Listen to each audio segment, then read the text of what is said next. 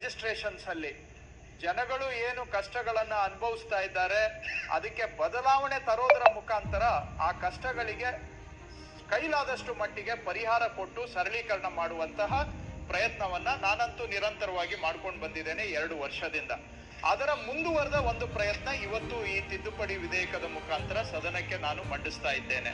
ಇದರಲ್ಲಿ ಏನೆಲ್ಲ ಅಂಶಗಳು ಕೂಡಿದ್ದಾವೆ ಅಂತ ಹೇಳಿದ್ರೆ, ಮೊದಲು ಈ ಮೂಲ ಉದ್ದೇಶ ಇದರದ್ದು ಸರಳೀಕರಣ ಮತ್ತು ತಾಂತ್ರಿಕತೆಯನ್ನ ಅಳವಡಿಸಿಕೊಂಡು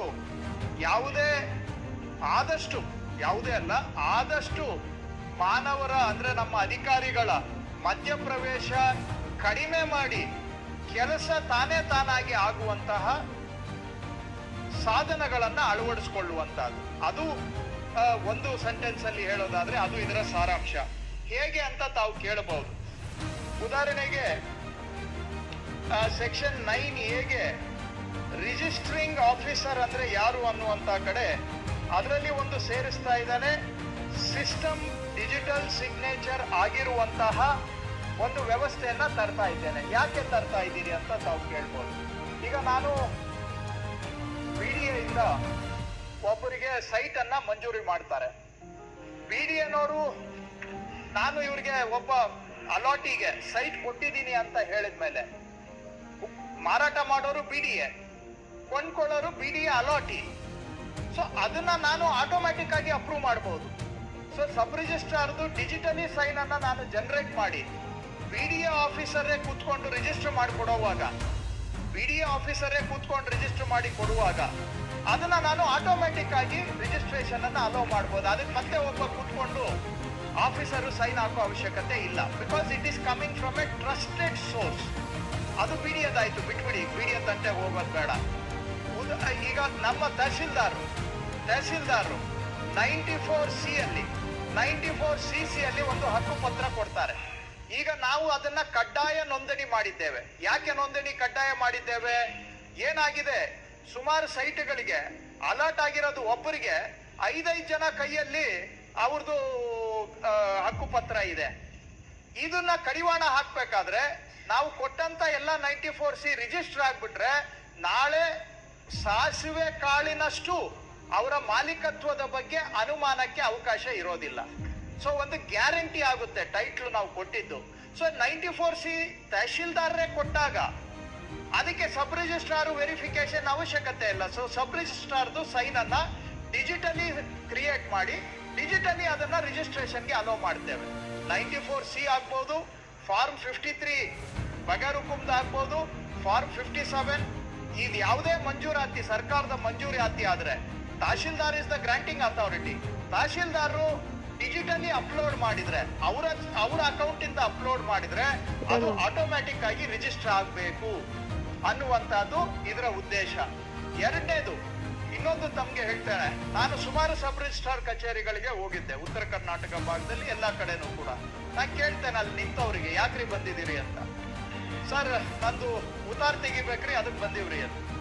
ಯಾದಕ್ರಿ ಬಂದಿದ್ದೀರಿ ಅಂದ್ರೆ ಸಾಲ ತಗೊಂಡಿದ್ರಿ, ಈಗ ಉತ್ತಾರದಲ್ಲ ತೆಗೆಸ್ಬೇಕ್ರಿ. ಈಗ ಅವರು ಸಾಲ ಬ್ಯಾಂಕಲ್ಲಿ ತಗೊಂಡಿದ್ದಾರೆ, ಇದು RTC ಅಲ್ಲಿ ಅವ್ರದ್ದು ಸಾಲ ಎಂಟರ್ ಆಗಿದೆ. ಈಗ ಅವರು ಸಾಲ ತೀರ್ಸಿದ್ದಾರೆ. ಆ ಸಾಲ ತೀರ್ಸಿದನ್ನ ತೆಗೆಯೋದಕ್ಕೆ ನಮ್ಮ ಕಚೇರಿಗೆ ಬಂದು ಕಾಯ್ಬೇಕು ಅವರು. ನಾನು ಹೇಳಿದ್ರೆ ನೀವು ಅದಕ್ಕೂ ಒಂದು ಆಕ್ಷೇಪಣೆ ಮಾಡ್ತೀರಾ.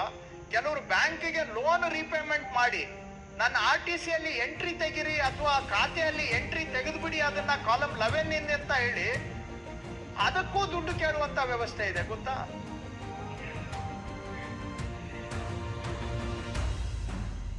ಸೊ ಈಗ ಸ್ಟೇಟ್ ಬ್ಯಾಂಕ್ ಆಫ್ ಇಂಡಿಯಾದವರು ಇವರು ಸಾಲ ಪಾವತಿ ಮಾಡಿದ್ದಾರೆ, ಇವ್ರದ್ದು ಋಣಮುಕ್ತರಾಗಿದ್ದಾರೆ ಅಂತ ಹೇಳಿದ ಮೇಲೆ ನಾನು ಅದನ್ನ ಫಿಸಿಕಲಿ ವೆರಿಫೈ ಮಾಡ್ಕೊಂಡು ಕುತ್ಕೋಬೇಕು. ನಾನು ಅಂದ್ರೆ ಆಸ್ ಎನ್ ಆಫೀಸರ್. ಅದಕ್ಕೆ ಜನ ನನ್ನ ಕಚೇರಿಗೆ ಅಲಿತಾ ಇದ್ದಾರೆ. ಅಲಿಯೋದು ಬಿಡಿ, ಈಗ ಋಣಮುಕ್ತ ಮಾಡ್ಲಿಕ್ಕೇನೋ ನೀವು ಅದರಲ್ಲಿ ಯಾರೋ ಏಜೆಂಟ್ ನ ಇಟ್ಕೊಂಡು ಮಾಡಿಸ್ಕೋಬೇಕು ಮಧ್ಯವರ್ತಿನ ಅಂತ ಹೇಳಿದ್ರೆ ಈ ಕಾಲದಲ್ಲಿ ಇಷ್ಟು ತಂತ್ರಜ್ಞಾನ ಇರುವಾಗ. ಸೊ ಇದು ಮತ್ತೊಂದು ಉದಾಹರಣೆ. ಸೊ ನಾನು 3 ಉದಾಹರಣೆ ಕೊಟ್ಟೆ. KIDB, BDA, ಹೌಸಿಂಗ್ ಬೋರ್ಡ್ ಇಂಥವರು ಕೊಟ್ಟಾಗ ಅದು ಆಟೋಮ್ಯಾಟಿಕಲಿ ರಿಜಿಸ್ಟರ್ ಆಗಬೇಕು. ಎರಡನೇದು, ತಹಶೀಲ್ದಾರರು ಏನೇ ಒಂದು ಮಂಜೂರಾತಿ ಮಾಡಿಕೊಟ್ಟಾಗ ತಹಶೀಲ್ದಾರ್ ಅಕೌಂಟ್ ಇಂದ ಡಿಜಿಟಲ್ ಆಗಿ ನೇರವಾಗಿ ಬಂದಾಗ ಅದು ಆಟೋಮ್ಯಾಟಿಕ್ ಆಗಿ ರಿಜಿಸ್ಟರ್ ಆಗಬೇಕು. ಮೂರನೇದು ನ್ಯಾಷನಲೈಸ್ ಬ್ಯಾಂಕ್ಸ್ ಇಂಥ ಸಂಸ್ಥೆಗಳು ಅವ್ರದ್ದು ಏನಾದ್ರೂ ಟ್ರಾನ್ಸಾಕ್ಷನ್ಸ್ ಇದ್ರೆ ಪ್ಲೆಡ್ಜ್ ಎಂಟ್ರ್ ಮಾಡೋದಿರ್ಲಿ, ಪ್ಲೆಡ್ಜ್ ರಿಮೂವಲ್ ಇರ್ಲಿ, when it is coming from A secure source, trusted source, ಇದು ಆಟೋಮ್ಯಾಟಿಕ್ ಆಗಿ ಆಗ್ಬೇಕು ಅನ್ನುವಂತ ಕಾರಣಕ್ಕೆ ಈ ಒಂದು ತಗೊಂಡ್ ಬಂದಿದ್ದೇನೆ. ಅದಕ್ಕೆ ಪೂರಕವಾಗಿ ಅವರು ಪೇಪರ್ ಅಲ್ಲಿ ತಂದು ಕೊಟ್ರೆ ಪೇಪರ್ ಫ್ರಾಡ್ ಆಗುತ್ತೆ. ಸೊ ಇವೆಲ್ಲವೂ ಕೂಡ ದಾಖಲೆಗಳು ಎಲೆಕ್ಟ್ರಾನಿಕಲಿ ಪುಷ್ ಆಗಬೇಕು, ಅಂದ್ರೆ ಆನ್ಲೈನ್ ಅಲ್ಲೇ ಬರಬೇಕು. Because source has to be trusted. I have to know it is coming from BDA, I have to know it is coming from tahsildar, I have to know it is coming from the loan manager of State Bank of India. So source has to be secure. ಅದಕ್ಕೆ it has to be presented by electronic means ಅಂತ ಅದನ್ನು ಕೂಡ ಒಂದು ಬದಲಾವಣೆಯನ್ನ ನಾನು ಇದರಲ್ಲಿ ಮಾಡ್ಕೊಂಡಿದ್ದೇನೆ. So ಅದು section 32 ಅಲ್ಲಿ ಆ ಅಮೆಂಡ್ಮೆಂಟ್ ಅನ್ನ ತಗೊಂಡು ಬಂದಿದ್ದೇವೆ. ಆಮೇಲೆ ಈಗ ಉತ್ತಾರ ಅಂದ್ರೆ ಸಾಲ ತೆಗಿಬೇಕು. ಸಾಲ ತೆಗಿಬೇಕಾದ್ರೆ ರೈತ ಪರ್ಸನಲಿ ಅಲ್ಲಿ ಹಾಜರಿರಬೇಕು ಅಂತ ನಮ್ಮಲ್ಲಿ ರಿಕ್ವೈರ್ಮೆಂಟ್ ಇದೆ. ಈಗ ಬ್ಯಾಂಕ್ನವ್ರು ಹೇಳಿದ್ದಾರೆ ಇವರು ಸಾಲ ಕಟ್ಟಿದ್ದಾರೆ, ಇವರು ಬೇಕಾಗಿ ಅಂತ ಹೇಳಿದ್ಮೇಲೆ ರೈತ ಯಾಕೆ ಪರ್ಸನಲಿ ಅಪಿಯರೆನ್ಸ್ ಆಗ್ಬೇಕು? BDAನವರು ಯಾರಿಗೋ ಒಬ್ಬರಿಗೆ ಮಾಡ್ಕೊಡ್ತಾ ಇದ್ದಾರೆ, ಅದು BDAನ ನಾವು ಟ್ರಸ್ಟ್ ಮಾಡಬೇಕು. ಯಾಕಂದ್ರೆ granting authority is BDA officer, secretary BDA is ಅವರು ರಿಜಿಸ್ಟರ್ ಮಾಡ್ಕೊಡ್ತಾ ಇದ್ದಾರೆ. ಸೊ ಇಂಥ ಸಂದರ್ಭದಲ್ಲಿ ಅವರ ಪರ್ಸನಲ್ ಅಪಿಯರೆನ್ಸಿಗೂ ಕೂಡ ನಾವು ವಿನಾಯಿತಿ ಕೊಡ್ತಾ ಇದ್ದೇವೆ. When the source is trusted and the documents are fetched electronically, ಅಂತ ಸಂದರ್ಭದಲ್ಲಿ ಪರ್ಸನಲ್ ಅಪಿಯರೆನ್ಸ್. ಯಾಕಂದ್ರೆ ಇದೆಲ್ಲ ಆಗೋದು ನೀವು ಬರ್ಬೇಕು ಅಂತ ಇಟ್ಕೊಂಡ್ರೆ, ನೀವು ಬರ್ಬೇಕು ಅಂತ ಹೇಳಿದ್ರೆ ಯಾರನ್ನೋ ಕಂಡು ಬರ್ಬೇಕಾಗತ್ತೆ. ಸೊ ಈ ರೀತಿಯಾಗಿ ಕೆಲವು ಎಲ್ಲದಕ್ಕೂ ನಾನು ಪರ್ಸನಲಿ ಎಕ್ಸಾಮ್ಟ್ ಮಾಡ್ತಾ ಇಲ್ಲ.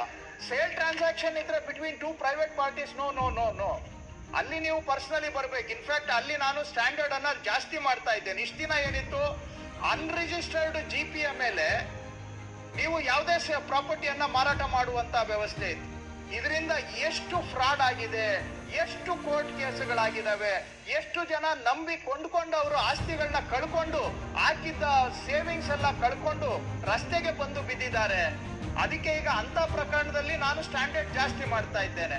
ಎಲ್ಲಿ ಪ್ರಾಪರ್ಟಿ ಟ್ರಾನ್ಸಾಕ್ಷನ್ ಇನ್ವಾಲ್ವ್ ಇದೆ, ಅಂದ್ರೆ ಕನ್ವೇಯನ್ಸ್ ಅನ್ನೋ ಪದ ಉಪಯೋಗಿಸ್ತಾರೆ, where property is being handed over, ಅಂತ ಕಡೆ GPA ಮೇಲೆ ನೀವು ಮಾಡೋದಾದ್ರೆ ಆ GPA ಕಂಪಲ್ಸರಿ ಆಗಿ ರಿಜಿಸ್ಟರ್ಡ್ ಆಗಿರ್ಬೇಕು ಅಂತ ಕಡೆ ಸ್ಟ್ಯಾಂಡರ್ಡ್ ಅನ್ನ ಜಾಸ್ತಿ ಮಾಡ್ತಾ ಇದ್ದೇವೆ. ಇಲ್ಲಿ ಇದು where the source is secure, ಅಂತ ಕಡೆ ನಾವು ಅದನ್ನ ಸರಳೀಕರಣ ಮಾಡುವಂತಹದನ್ನ ನಾವು ಮಾಡ್ತಾ ಇದ್ದೇವೆ ಅಧ್ಯಕ್ಷರೇ. ಸೊ ಇನ್ನ ಕೆಲವು ಹೋದ್ಬಾರಿ 1-2 ತಿದ್ದುಪಡಿಗಳನ್ನ ನಾವು ಮಾಡಿದ್ವಿ. ಅದು ಕೇಂದ್ರ ಸರ್ಕಾರ ಅಂದ್ರೆ ರಾಷ್ಟ್ರಪತಿಗಳ ಸಮ್ಮತಿಗೆ ಕಳಿಸಿದಾಗ ಅವರು ಕೆಲವು ಸಣ್ಣ ಪುಟ್ಟ ಬದಲಾವಣೆಗಳನ್ನ ಮಾಡ್ಲಿಕ್ಕೆ ಸಲಹೆ ಕೊಟ್ಟಿದ್ದಾರೆ. ಅವರ ಬದಲಾವಣೆಗಳನ್ನು ಕೂಡ ಇಲ್ಲಿ ಅಡಕ ಮಾಡ್ಕೊಂಡಿದ್ದೇವೆ. ಈಗಾಗಲೇ ಉದಾಹರಣೆಗೆ ಈಗ BBMP ಪ್ರಾಪರ್ಟಿ, ಯಾವುದೇ ಮುನ್ಸಿಪಾಲಿಟಿ ಪ್ರಾಪರ್ಟಿ, ಯಾವುದೇ ಗ್ರಾಮ ಪಂಚಾಯತಿ ಪ್ರಾಪರ್ಟಿ ಆದ್ರೆ ಮೊದಲೆಲ್ಲ ಈ ಪೇಪರ್ ಅಲ್ಲಿ ಖಾತಾ ತಗೊಂಡ್ ಬಂದ್ರೆ ನಾವು ನೋಂದಣಿ ಮಾಡ್ತಾ ಇದ್ವಿ. ಈಗ ಹೋದ ಸೆಪ್ಟೆಂಬರ್ ಇಂದ ಅದಕ್ಕೆ ಕಡಿವಾಣ ಹಾಕಿದ್ದೇವೆ. ಯಾಕೆ ಕಡಿವಾಣ ಹಾಕಿದ್ರಿ ಅಂತ ಟೀಕೆ ಟಿಪ್ಪಣಿಗಳು ಆದ್ವು. ಯಾಕೆ ಅಂದ್ರೆ ಈ ಪೇಪರ್ ಅಲ್ಲಿ ಅವ್ರು ಏನ್ ಖಾತಾ ತಂದು ಕೊಡ್ತಾರೆ ಅದನ್ನ ನೋಡಿದ್ರೆ ಮೆಜಾರಿಟಿ ಫೇಕ್ ಇದಾವೆ, ಖಾತಾನೇ ಇಲ್ಲ ಅವಕ್ಕೆ. ಯಾವುದೋ ಕಂಪ್ಯೂಟರ್ ಶಾಪ್ ಅಲ್ಲಿ ಪ್ರಿಂಟ್ ಔಟ್ ಮಾಡ್ಬಿಟ್ಟು ಇದು ಪಂಚಾಯತಿ ಖಾತೆ, BBMP ಖಾತೆ ಅಂತ ಕೊಟ್ಟು ಲಕ್ಷಾಂತರ ನೋಂದಣಿ ಆಗಿದ್ದಾರೆ. ಅದಕ್ಕೆ ನಾನು ಏನ್ ಮಾಡಿದೆ, ನನಗೆ ಗ್ರಾಮ ಪಂಚಾಯತಿಯಿಂದ ಎಲೆಕ್ಟ್ರಾನಿಕ್ ಅಲ್ಲಿ ಅಲ್ಲಿ ಖಾತೆ ಇದೆ ಅನ್ನೋದು ನನ್ಗೆ ನೇರವಾಗಿ ಬರ್ಬೇಕಂದ್ರೆ ಕಾವೇರಿಗೆ ಇಂಟಗ್ರೇಷನ್ ಮಾಡಿದ್ದೇನೆ, BBMP ಜೊತೆ ಇಂಟಗ್ರೇಷನ್ ಮಾಡಿದ್ದೇನೆ, ಮುನ್ಸಿಪಾಲಿಟಿ ಜೊತೆ ಇಂಟಗ್ರೇಷನ್ ಮಾಡಿದ್ದೇನೆ. ಸೊ ನಾನು ಇನ್ಮೇಲೆ ಯಾವುದೇ ಪೇಪರ್ ಡಾಕ್ಯುಮೆಂಟ್ ಅನ್ನ ನಾನು ಅಕ್ಸೆಪ್ಟ್ ಮಾಡೋದಿಲ್ಲ. ಯಾಕಂದ್ರೆ ಈ ಪೇಪರ್ಗೆ ಏನ್ ಗ್ಯಾರಂಟಿ ಇದೆ? ಏನು ಗ್ಯಾರಂಟಿ ಇಲ್ಲ. ಯಾರು ಬೇಕೋ ಪ್ರಿಂಟ್ ಹಾಕೊಂಡು ಬರ್ಬೋದು. ಪ್ಲಸ್ ಹೈಕೋರ್ಟ್ ಏನ್ ಹೇಳುತ್ತೆ, ಯಾವುದೇ ದಾಖಲೆ ಸಬ್ ರಿಜಿಸ್ಟ್ರಾರ್ ಮುಂದೆ ಮಂಡಿಸಿದಾಗ ಅದನ್ನ ಸಬ್ ರಿಜಿಸ್ಟ್ರಾರು ವೆರಿಫೈ ಮಾಡುವ ಅವಶ್ಯಕತೆ ಇಲ್ಲ ಅಂತ ಹೇಳುತ್ತೆ ಹೈಕೋರ್ಟ್. ಸೊ ಇದು ಒಂದು ರೀತಿ ಕಾಕತಾಳೀಯ, ವೆರಿಫೈ ಮಾಡೋ ಹಂಗಿಲ್ಲ. ನೀವು ಅದೇನೋ ಹೇಳ್ತಾರಲ್ಲ, ನಾನು ಗಿಲ್ಲದಂಗ್ ಮಾಡ್ತೀನಿ ನೀನು ಅತ್ತಂಗ್ ಮಾಡು ಅಂತ, ಆ ಒಂದು ವ್ಯವಸ್ಥೆ ನಡೆದು ಬಂದಿತ್ತು.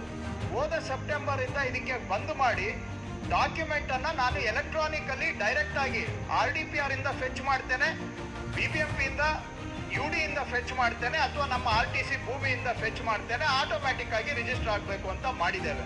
ಅದಕ್ಕೆ ಎನೇಬಲಿಂಗ್ ಪ್ರಾವಿಷನ್ಸ್ ಅನ್ನ ಇಲ್ಲಿ ಸೇರಿಸ್ಕೊಂಡಿದ್ದೇನೆ, ಡಿಜಿಟಲಿ ಫೆಚ್ ಮಾಡುವಂತ. ಅದಕ್ಕೆ ಮತ್ತೆ ಕೆಲವು ಕೇಂದ್ರ ಸರ್ಕಾರ ಮತ್ತು ರಾಜ್ಯ ಸರ್ಕಾರ ಕಾಲದಿಂದ ಕಾಲಕ್ಕೆ ಹೊರಡಿಸಿದಂತ ನಿಬಂಧನೆಗಳನ್ನು ಕೂಡ ಇದರಲ್ಲಿ ನಾನು ಅಡಕ ಮಾಡ್ಕೋಬೇಕು ಅಂತ ಒಂದು ಎನೇಬಲಿಂಗ್ ಪ್ರಾವಿಷನ್ ಮಾಡ್ಕೊಂಡಿದ್ದೇನೆ. ಈಗ ನಮ್ಮ ರಾಜ್ಯದಲ್ಲಿ ಯಾವುದೇ ಒಂದು ಭೂಮಿ ಒಂದು ಸರ್ವೆ ನಂಬರ್ ಒಳಗಡೆ ನೀವು ಪಾರ್ಟ್ ಮಾರಬೇಕು ಅಂತ ಹೇಳಿದ್ರೆ, ಅಂದ್ರೆ ನಿಮ್ದು ಒಂದು ಸರ್ವೆ ನಂಬರ್ ಅಲ್ಲಿ ನಿಮ್ದು 10 ಎಕರೆ ಜಮೀನಿದೆ, 5 ಎಕರೆ ಮಾಡಬೇಕು ಅಂದ್ರೆ ನಾವು 11E ಸ್ಕೆಚ್ ಮಾಡಿಸ್ಕೊ ಬನ್ನಿ ಅಂತ ನಾವು ಹೇಳ್ತೇವೆ. ಸೊ 11E ಸ್ಕೆಚ್ ಇದನ್ನ ಕೆಲವರು ಪ್ರಶ್ನೆ, ಇದರಿಂದ ಇದು one of the best things Karnataka did.